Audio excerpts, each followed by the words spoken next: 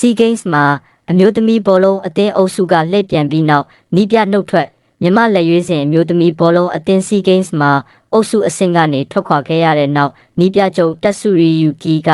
ယာဒူးကနေနှုတ်ထွက်ကြောင်းမြန်မာနိုင်ငံဘောလုံးအဖွဲ့ချုပ်ကကြေညာပါတယ်။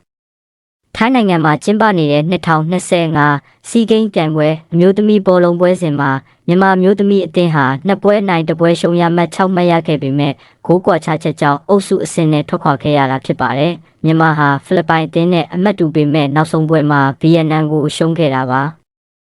မြန်မာအသင်းအတွက်အဆုံးဖြတ်ဖြစ်တဲ့ဗီယက်နမ်နဲ့ပွဲဆုံမှာမြန်မာမျိုးသမီးအသင်းရဲ့ကစားကွက်နဲ့ပွဲထွက်စရင်ပေါ်နီးပြချုပ်ကိုဝေဖန်ချက်တွေရှိတဲ့နောက်မှာနီးပြချုပ်နှုတ်ထွက်မှုဖြစ်လာတာပါအသက်54နှစ်အရွယ်ဂျပန်နိုင်ငံသားနီးပြယူကီဟာ2023ခုနှစ်ကစပြီးမြန်မာလက်ရွေးစင်အမျိုးသမီးအသင်းနီးပြချုပ်ဖြစ်လာခဲ့သူပါမြန်မာအမျိုးသမီးအသင်းကို2023 Sea Games မှာဒုတိယ2025နီပေါ်ဖိတ်ခေါ်ဖလားချန်ပီယံဆုနဲ့2025အာဆီယံချန်ပီယံရှစ်မှာဒုတိယဆုတို့ရရှိစေခဲ့ပါတယ်။ဒါပေမဲ့အိုလံပစ်ခြေစစ်ပွဲအာရှဖလားခြေစစ်ပွဲတို့မှာခြေစစ်ပွဲမအောင်ခဲ့သလိုအခုနှစ် Sea Games မှာလည်းအုပ်စုကကျော်လွန်နိုင်ခြင်းမရှိခဲ့တဲ့နောက်နှုတ်ထွက်သွားခဲ့တာပါ။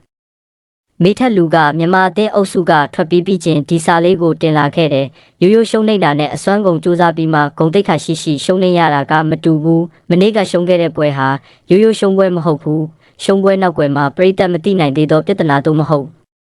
မကျေနပ်ချက်များရှိနေကြောင်းကိုရည်ညွှန်းဖော်ပြထားပါတယ်။ကျောင်းပညာရေးတစ်ဖက်နိုင်ငံလက်ရွေးစင်ဆိုတဲ့ဝါသနာတစ်ဖက်နဲ့အမေရိကန်ပြည်ထောင်စုလိုအဝေးကြီးကနေမြန်မာအသင်းအတွက်လိုအပ်တယ်လို့ပြောလို့ချက်ချင်းပြန်လာပြီးအနစ်နာခံခဲ့တဲ့ကစားသမားမေထက်လူရဲ့အားကစားစိတ်ဓာတ်နဲ့နိုင်ငံချစ်စိတ်ကိုလေးစားပါတယ်။